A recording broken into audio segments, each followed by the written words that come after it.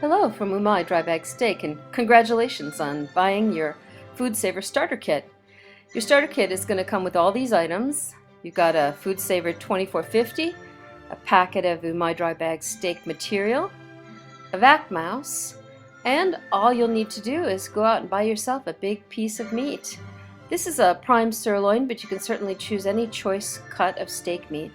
You're going to start out as demonstrated in our video on clean transfer.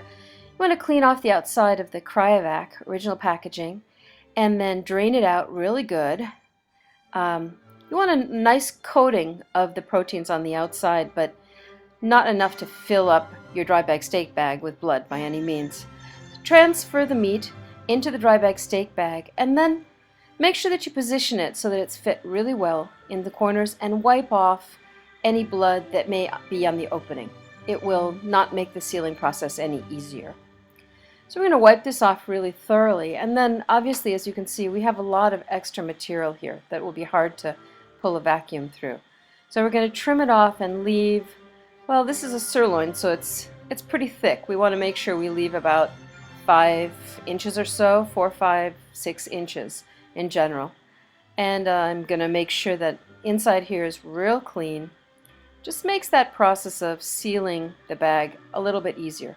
It can be kind of a tricky material to seal because it's not at all like a vacuum bag.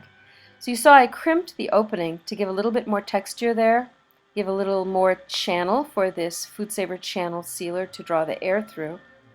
And we will be using the vac mouse you saw there, but first I'm going to give it a 45-degree corner seal, simply to make the opening a little bit more narrow and a little easier to ensure that the bag fits and is sealed perfectly on the 12-inch wide Foodsaver sealing bar. So we're going to line the bag now and our vac mouse, which is that white vacuum aid strip you see there, and make sure that it rests over both the bottom gasket of the vacuum channel and the sealing bar. So we'll latch down the opening of our 2450, press the button for a wet seal, and then as it's drawing the air out, massage out as much air as possible. Create some channels so that it can effectively draw as much air out as possible. If you have some small pockets of air where bones were cut from the meat or in the corners, you do not need to worry. Now I'm doing a second seal here for insurance, and the width of the subprimal or standard ribeye strip loin dry bag steak bag will fit on the sealing bar. It just fits exactly, so the corner seal is a good idea. So now we're checking the overall contact. We want to make sure we have the best contact possible now while the meat is really wet.